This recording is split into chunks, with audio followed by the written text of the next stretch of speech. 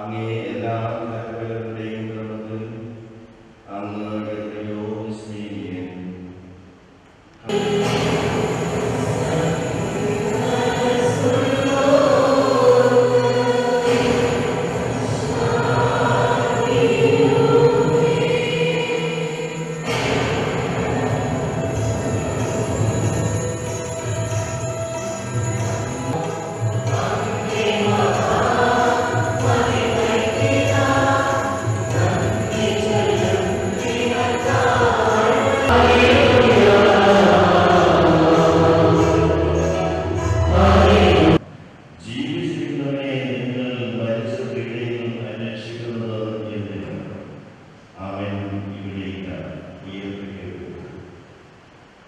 ഈ വചനമാണ്, ഈ പ്രഘോഷണമാണ് ചരിത്രത്തെ മാറ്റി മറിച്ചത്.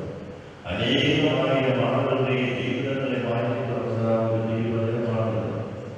ജീവിച്ചിരുന്നവരെ എന്നുള്ളതിന് മരിച്ചവരെ അന്വേഷിക്കുന്നു. അവരിവിടെയില്ല, അവൻ ഉയർത്തിയപ്പെട്ടു. ഈ പാപകരമായ രാത്രി മരണത്തെ തോൽപ്പിച്ച്, തിന്മയെ തോൽപ്പിച്ച്, പാപത്തെ തോൽപ്പിച്ച് വിജയശ്രീകാന്തനായി ഉയർത്തിയുടെ ക്രിസ്തുവിനെയാണ് നാം ലോകത്തിന് മുന്നിൽ പ്രഘോഷിക്കുന്നത്. ക്രിസ്തു ഉയർത്തിയിൽ നമ്മുടെ വിശ്വാസം നിരന്തരമാണ്, നിഷ്ഫലമാണ് എന്ന് പൗലോസ് അനുസ്മരിക്കുന്നു.